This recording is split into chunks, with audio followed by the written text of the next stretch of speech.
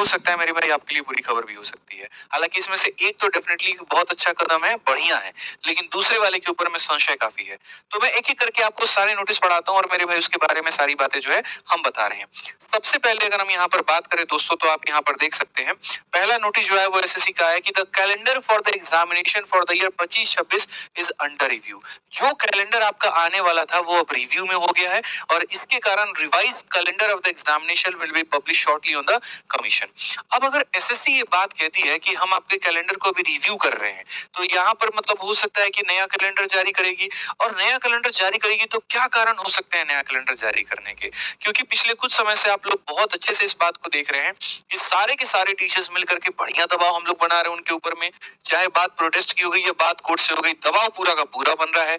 Back to back chairman साहब से meeting भी हो रही है। इस बात को वो बार-बार कबूले भी है कि हाँ, हमारे सिस्टम के अंदर में लूपहोल है, गलतियां हैं वहां पर, तो ये बात डीओपीटी तक भी गई होगी। तो इसके अंदर में हो सकता है मेरे भाई जो कैलेंडर आए तो क्या-क्या संभावनाएं बन सकती हैं। सबसे पहला हो सकता है मेरे भाई जो वेंडर को चेंज को लेकर के है, ठीक है? वो वेंडर चेंज को लेकर के बात हो सकती है कि क्या पता अब टीसीएस पेपर ना करा करके एडिक्विटी कराए। लेकिन अगर ऐसा हो गया तो हम लोग छोड़ने वाले एसएससी को बिल्कुल भी नहीं है। ये मैं आपसे लिखित रूप में देता हूँ। दूसरा क्या पता हो सकता है मेरे भाई जो एग्जाम का पैटर्न है यहाँ पर उसके अंदर में कोई बड़ा बदलाव हो।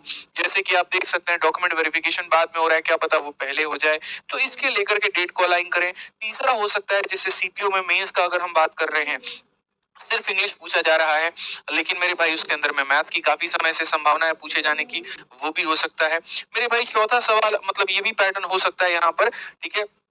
कि स्कीम ऑफ द एग्जामिनेशन ही बदल दिया जाए, क्या पता मेंस के अंदर में और क्वेश्चंस को ऐड किया जाए, तो काफी सारी चेंजेस हो सकता है देखने को मिले, ठीक है। यहाँ पर जो हम बार बार आवाज भी उठा रहे थे कि मेंस हमारा सिंगल शिफ्ट में रहे, तो एक वो भी बहुत बड़ी बात इसके अंदर में हो सकती है। तो सारी चीजों को लेकर के ये अभी अंडर रिव्यू कर दिया गया है। अब नया कैलेंडर जब आएगा मेरे भाई यहाँ पर, तभी उसके बाद यहाँ पर सारी चीजें का स्पष्ट रूप से पता चल पाएंगी और न सिर्फ कैलेंडर का बल्कि उस एग्जाम का नोटिफिकेशन से जो है सारी बातें क्लियर हो पाएंगी। तो ये तो नोटिस नंबर 1 था। अब उसके बाद में हम बात करते हैं नोटिस नंबर 2 की। लेकिन एक चीज हम आपको बताना चाहेंगे भाई, नोटिस चाहे कोई भी हो, सबसे फास्टेस्ट नोटिफिकेशन आपको हमारे टेलीग्राम पर मिलता है। मैथ्स बाई आदित्य रंजन आप देखेंगे अभी आया हुआ है और तुरंत हमने मेरे भाई नोटिस डाल दिया है। और दूसरा जो हमारे चैनल है वो रैंकर्स गुरुकुल ऑफिशियल है, यहाँ पर तुरंत हमारे जो है दोनों के दोनों नोटिस डल गए हैं। अब अगर हम यहाँ पर बात करें तो दूसरा जो आया है वो एक अच्छा न्यूज है, बढ़िया है, अच्छा है। इसमें यहाँ पर इन्होंने कहा है कि implementation of the Aadhaar based biometric in SSC examination, यानी आप पेपर देने जाते हैं तो वहां पर आपका जो बायोमेट्रिक होगा वो आधार बेस्ड रहेगा। पूरा थोड़ा बढ़िया तरीके से समझा देता हूँ कि ये आधार बेस्ड बायोमेट्रिक क्या है।